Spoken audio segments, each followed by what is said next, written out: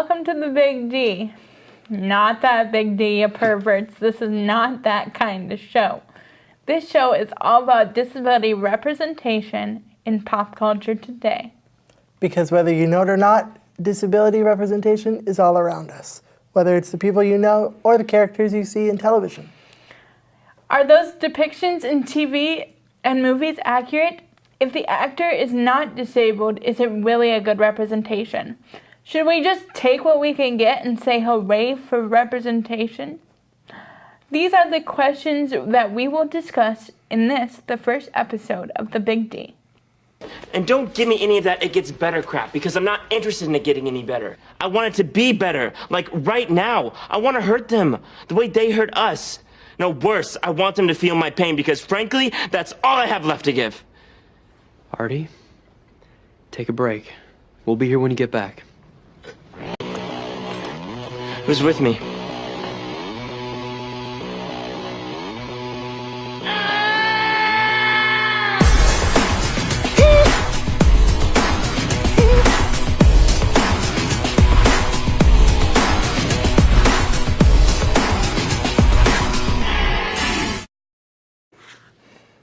Now, don't crucify me. I love Ryan Murphy as much as the next guy, but Kristen, I gotta say, Artie annoys the heck out of me.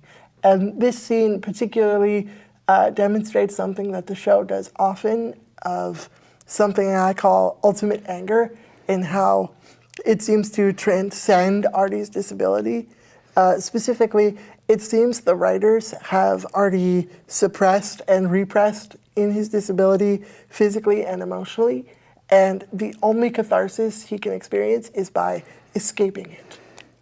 Right, and even though the show tries to validate his feelings and his anger, I feel like as soon as he stands up, it contradicts his character.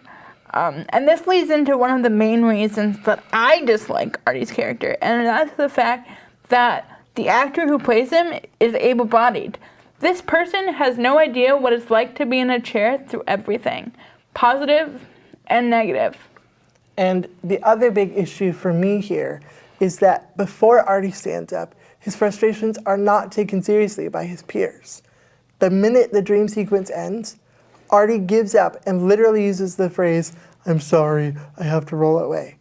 His anger is never actually addressed, validated, or resolved.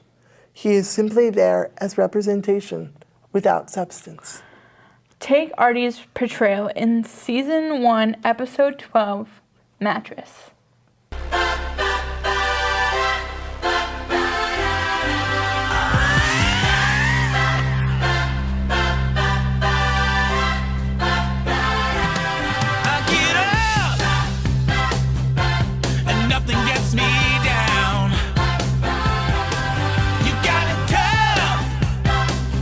Seen the toughest around,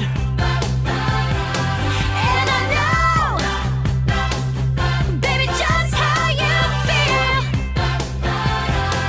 You've got to roll with the punches to get to what's real. Oh, can't you see me standing here? I got my back against the record machine. I ain't the worst that you've seen.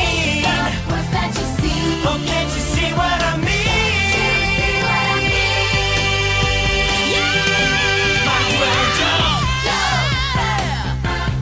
Might as well jump. Go ahead and jump. Go ahead and jump.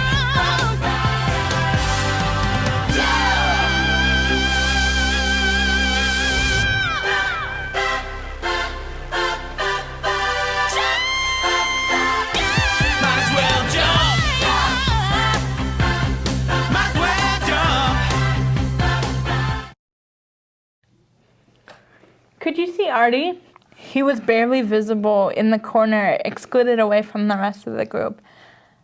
The rest of the time, he was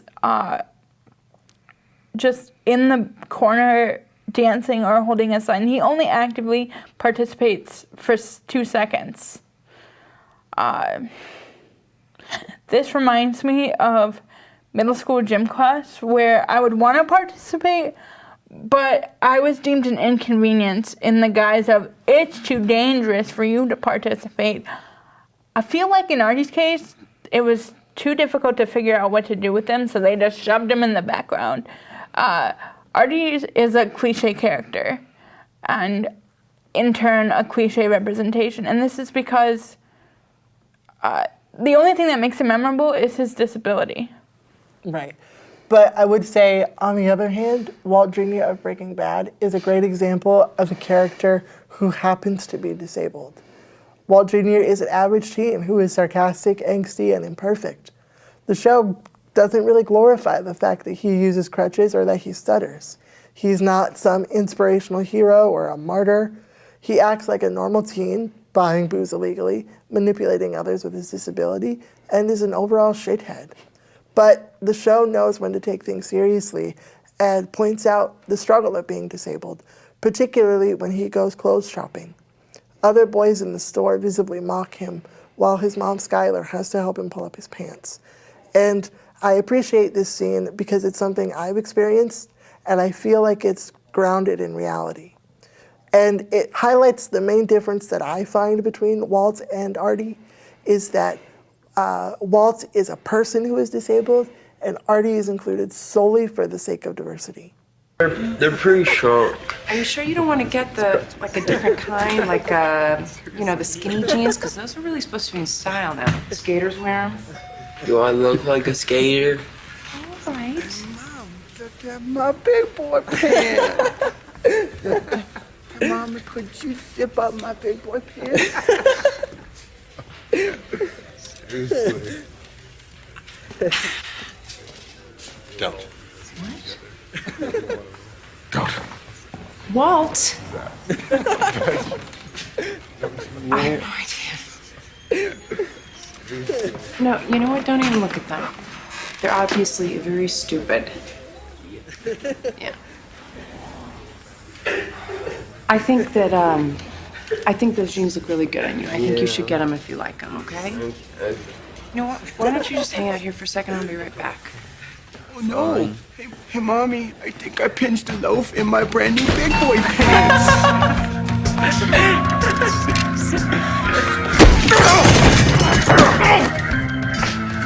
What are you doing?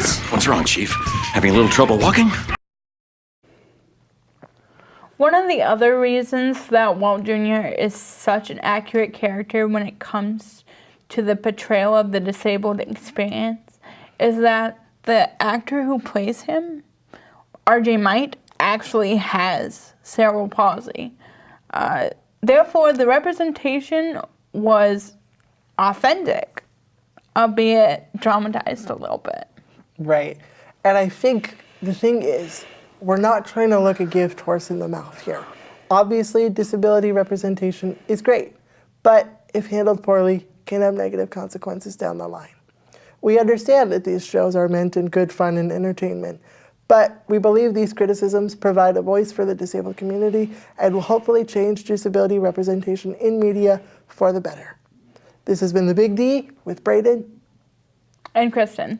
See you next time.